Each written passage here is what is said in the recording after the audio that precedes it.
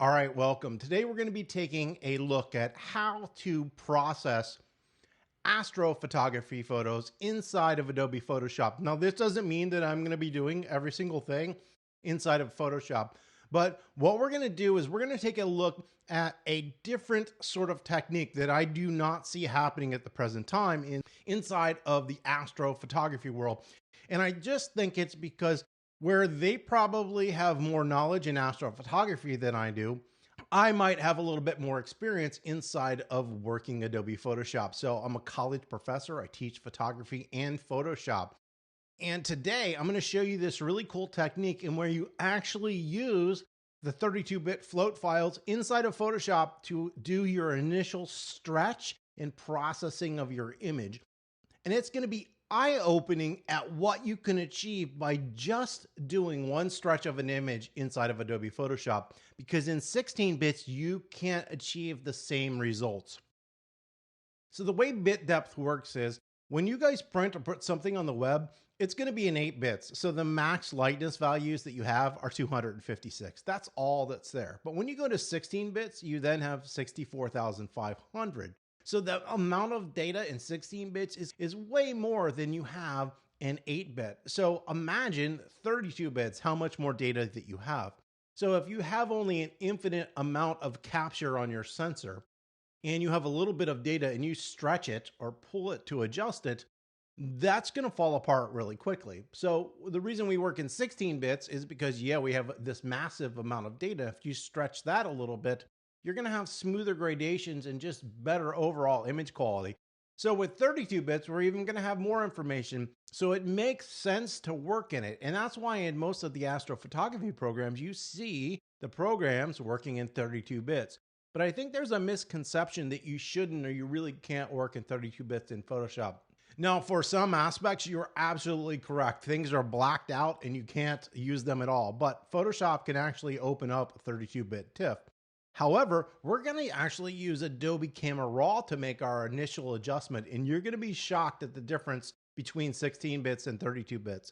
So I have some NearCam files that I've downloaded from the Mast. I've already seen this done by, I think it's Nebula Photo, and he's has a fabulous channel, does a really good job. And for the most part, everything that he does is done extremely well. However, I'm going to change some things. I'm going to open your eyes up to Photoshop. First of all, how to accurately know what in the world you're adjusting stuff to. So actually reading the physical data and numbers, and then how to do your initial stretches inside of Adobe Photoshop. First issue that we're going to have right here is,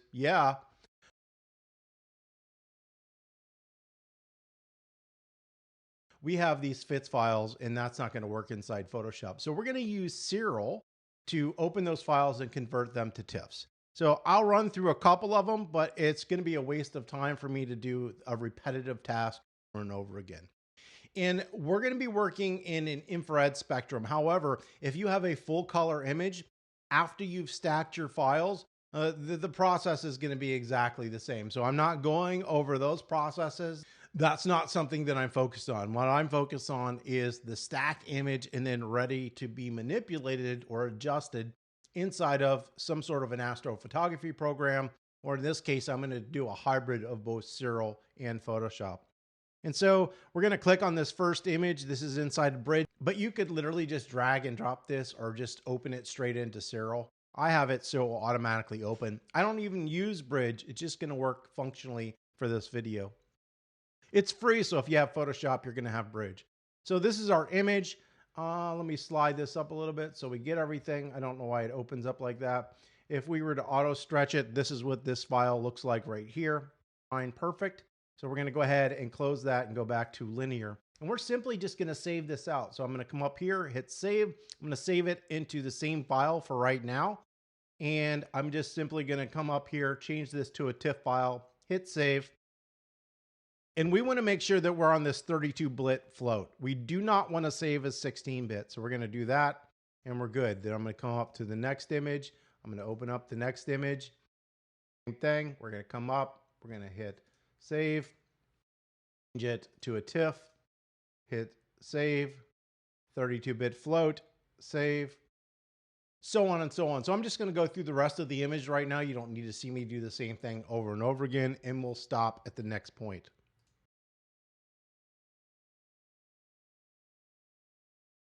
So I'm done with those 32-bit conversions, but what I'm going to do is I'm actually going to open up one of these larger files again, and we're going to resave this as a 16-bit.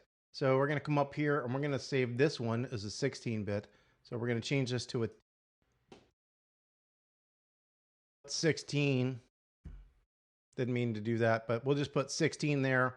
We'll change this to 16-bit and hit save. So I'm going to remove the stars using Starnet. And so though I'm going to be showing you how to do stuff, if you wanted to leave the stars in and adjust your photo, you can. But I'm also going to show you how to remove the stars, adjust the main image, put the stars back in.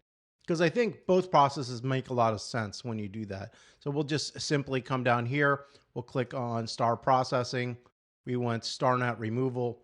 We're going to do the pre-stretch, generate star mask, and we're going to hit execute. So I've opened that folder with all my files, and I basically want to go to the starless image. And so that is going to be the image without the stars. We have the star mask where we're masking that, but we want to go to starless. We're going to simply open that image up. And then we're going to take that and we're going to save that as a file. So we're going to go up here. We're going to change that to tiff. We're going to make sure that this is a 32-bit float.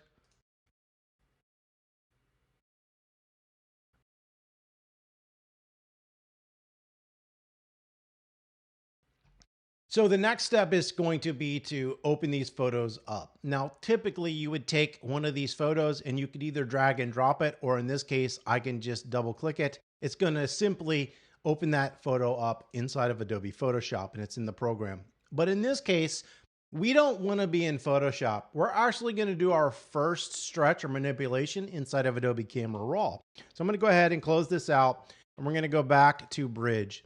And we're going to do two things. I want to open up that 16-bit TIFF file right here. And I want to take the same file, which is 444, and open that as a TIFF file.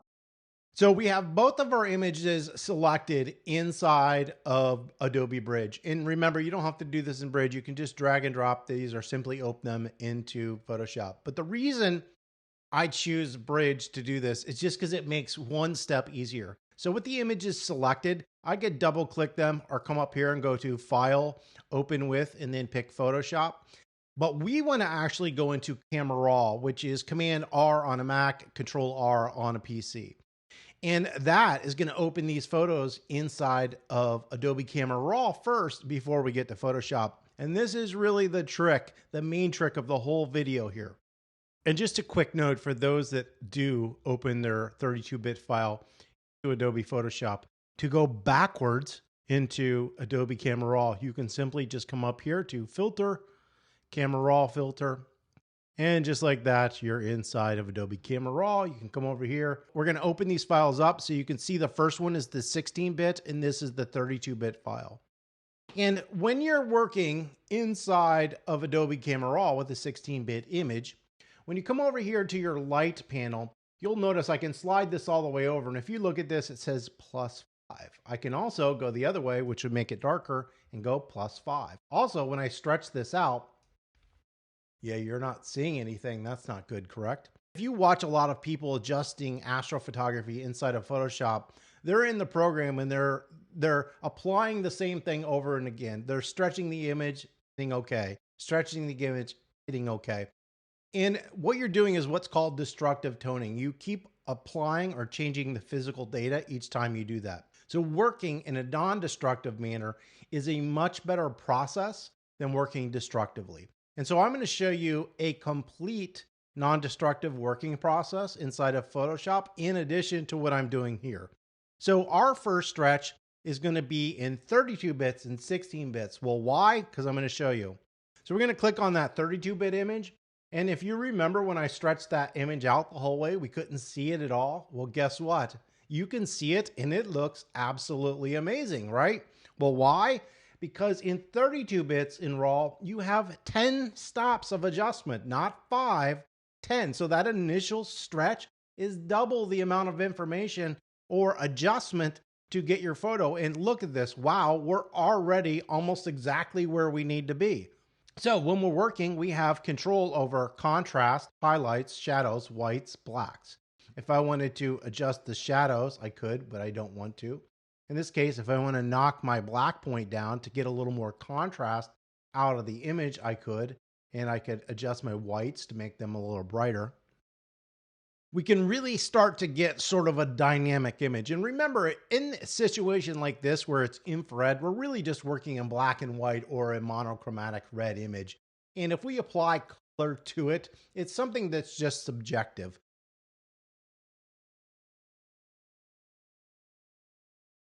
So I'm taking this image and I've got a really dynamic image all the way, but that's not it.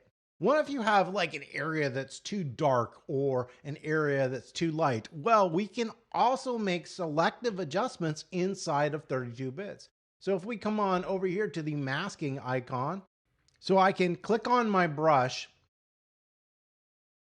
and I can come in here and basically I've got my feather so it's somewhat soft. This is so we don't have a hard edge. And I can just go over the areas that I might want to adjust. So we're just going to simply go ahead and apply it to this whole area. So I don't really need to bring out a dark sky anymore unless there's some subtle values that I want to try to bring out. But I'm just saying, hey, Photoshop or Adobe Camera Raw in this case, this is the area I want to take a look at. And if I want to increase my highlights, I could do that. There's not much adjustment there, but I can bring out these values here a little bit more. I can also increase that contrast a little bit more if I want. And we can really get a dynamic image this. And you can make as many of these adjustments as you need to. You would just come up here, do create a new mask. And if you've never done this, I have a whole set of tutorials on my website that go over the process. The video would be too long if I go in there to show you how to use Adobe Camera Raw, but if you want to learn it and understand it, I have a ton of video tutorials on the process. But what you can see is we can get almost a perfect image with one stretch inside of Adobe Camera Raw. And then if we need to go into Photoshop and do some minor adjustments, that process makes sense. However, in this process, since we have a whole bunch of different files and we're going to be stacking them and putting them all together, we're going to have to do this for each of our individual image. So I'm going to have to open one, do it, save it. Open one, do it, save it. Okay. We're going to go ahead and say, okay, we like where we are at this point, and I'm going to go ahead and hit open. And it's going to take that image and throw it into Photoshop. However, when we go into Photoshop, you will notice we are now in 16 bits. Because can we work in 32 bits? Yes, if you directly open an image into Adobe Photoshop, you can work in 32 bits. But the rest of the processes really aren't going to matter. We've got out most of the data of what we want. We're just going to be refining here. And so I'm going to hit Command-Shift-S. And that is save as, and I'm going to create a new folder and I'm going to call these toned, and we'll just hit create and we're going to save these as, in this case, I'm just going to use it as a PSD file, help me organize and find things. So we're going to go ahead and hit save and we're done. So let's go ahead and close that out. And we're going to come on back to Adobe Photoshop. I just want you to quickly take a look at that file where we removed the stars. So right here, we have our starless file. I'm going to do the same thing. I'm just going to hit Command R, and that's going to directly open this into Adobe Camera Raw. So in Adobe Camera Raw, we can simply slide that up. Just like before, we've got this dynamic image with all this information in it. I can go in here, adjust it, do the exact same process, but this is an image without stars, though it looks like it's got some in here. It didn't get everything when we went into Starnet. So we're going to go ahead and hit done because we're not going to actually do that. So this is the first step in processing a series of images to work inside of Adobe Photoshop.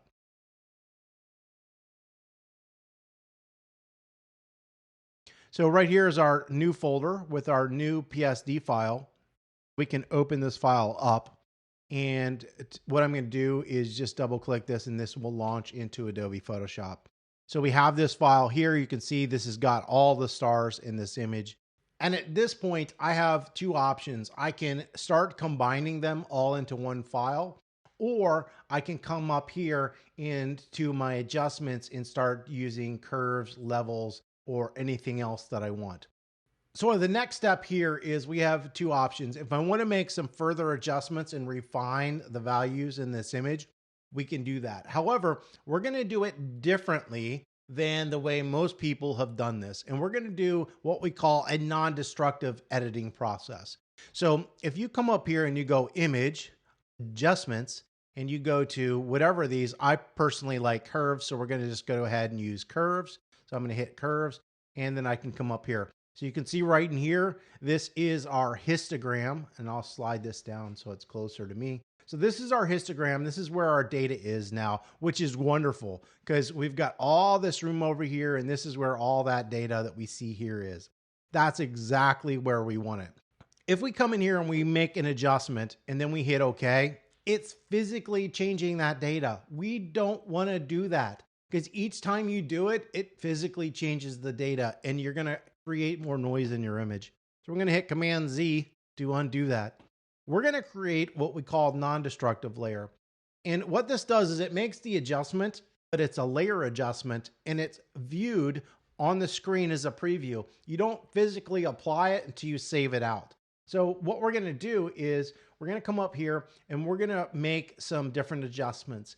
Right up here, we have our adjustments. And to make an adjustment layer, you need to click on any of these. Now, a lot are blacked out because presently we are working in grayscale, okay? Now, we're eventually going to switch this over to RGB. You could do it now or you could do it later. So if you wanted this to be in an RGB mode, we could do it.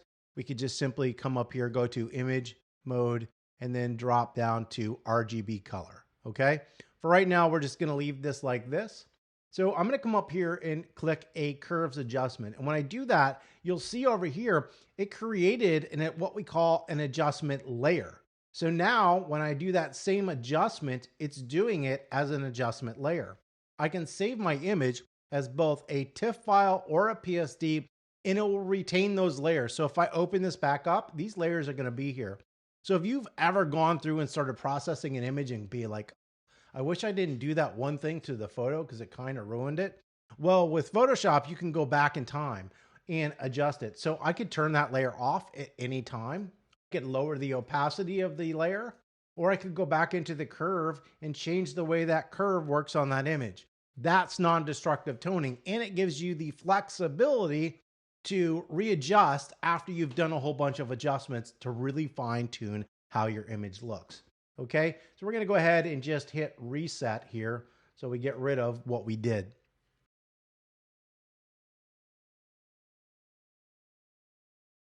The other important panel that I have is on the lower right-hand corner. It's called the Info panel. And the Info panel reads the data in the image. The last thing that we don't want to have in photography is an area with 0%, and that's pure white. That means there's no detail. Now we can have that in a star right up here, probably no detail. It's just so bright that it didn't retain detail. But here we don't want to make this area pure white because that's going to be show up as like a splotch. It's not going to look good. We want it to have the detail. We want to see that, but we want to brighten it up as much as we can because that's going to increase the contrast of our image. So how bright do we know that this is? Well, this is where the Info panel comes in. Now, the Info panel, in this case, we're going to be reading what we call the K value, which is black. And if you don't have black, you just want to go to grayscale and make sure the K value shows up. And so now when I come over that area right there and I read that, you'll see there's two numbers. The first one is what the initial adjustment was, 11%. And if you make an adjustment, what it is now. I haven't made an adjustment, so we see the same number twice. But it's also showing me we're at 11% gray. And basically, I don't really want to go below 2% because that's really going to blow it out. But I can come in here and read all these little bright areas, and you can see that one's at 1%. This little white area that we see right here, let me zoom in. This area right here, that's like very, very, very bright. We're losing the detail. It's at 0, 0, 0, 0. And then if we start to get out here, we've got 1%. So when we get out here to these edges, you can see we've got 1%. So we've already lost all the data here. There's nothing there. So we don't want to brighten that area up anymore. Well, why? Well, because it's already too bright. So I'm going to hit Command 0. That will give us full frame. And what we're worried about really is not the star areas, but the areas here with detail.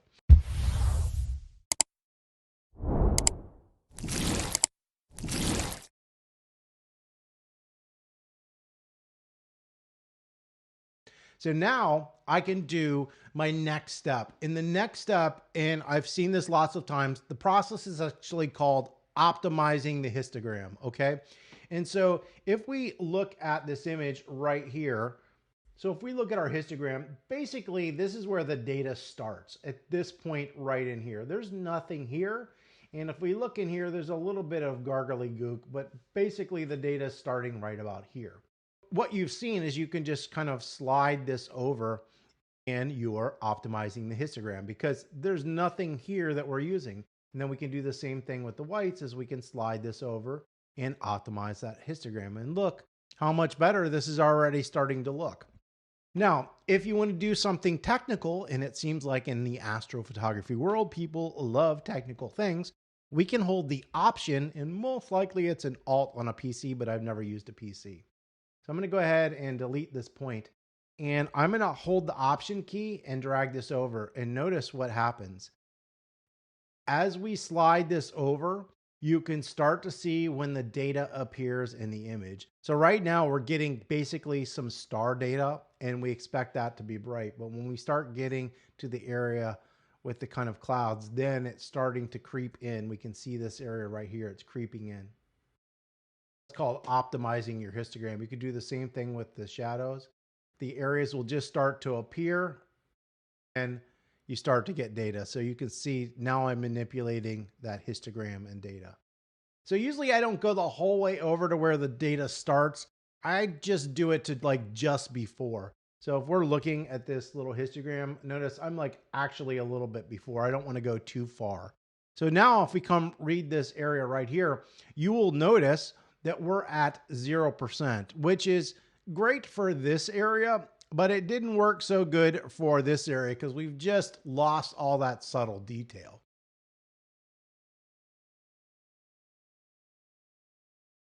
So we can bring that back in what we call a non-destructive manner, and that's by applying a mask to that area. So masks work like this. So over here we have this white frame, and if you see white, it reveals or shows your adjustment. So what's my adjustment? Well, what I did right here. That's the curve. This is the curve. And we can see it everywhere in the whole image because my whole mask is white. If I make my mask black, Command I, now it's hiding that adjustment. So yeah, we don't see anything. Well, why? Because it's hiding it everywhere. But that's not what I want. So I'm going to hit Command I to make this white. So what we can do is we can simply come on over here and grab the brush tool. And my brush is the white circle, not the blue one, okay? And I'm going to make my brush just a little bit bigger, and I'm going to make my brush soft so we don't see what's happening. If I want to take this adjustment out of an area, I'm going to apply the opposite color. In this case, it's black. So you can see right over here, the foreground color right now is black. The background color is white. I can click on that little arrow and flip them, okay? You can also hit the letter X. That will change your foreground, background colors. We want black. So what I can do is just change my brush a little bit. You want your brush to be as soft as possible. So you can see, make this big. This is my brush. That's a soft brush. That's a hard brush. If we did a hard brush, it's just going to leave a hard edge and you can see where it's happening. We want it to sort of feather out in the image. So that's why I'm doing a softer brush. And I want to make my brush about the size of the area that I'm going. And I'll simply just go like and brush that area back in. So now we have that detail, but we've opened up this area. And I could simply change my brush sizes and just go back over a lot of these areas and get back detail that I have just taken out. And so you would go through your whole image and do it. So you can see in the mask that we have here, here are the little areas where I've removed this adjustment in that area. So if we come over here, we can turn this on and off. So that's where we were, and this is where we're at now. Well, how do we know that we're holding the values? Because we use that info panel We've also used masks to counteract some of the areas that we've done this to. And so this is what we call layer adjustments inside of Adobe Photoshop, and they really allow us a ton of control. So that's it. I don't want to give you too much information at one time because you're going to forget as much as you remember. So we're going to stop here. In the next series, we're going to come in and I'm going to show you how to stack, align, how to convert the color, how to colorize or show color using a whole bunch of different modes. So we're going to colorize, we're going to change some blending modes of the color files, how to clip, how to group, and do some really dynamic things. We can make one amazing image out of this series of files. I hope you found this video helpful. If you have and could give us a thumbs up, that would be great. If you have any comments or questions, you can leave those. Don't forget to subscribe and have an absolutely wonderful day.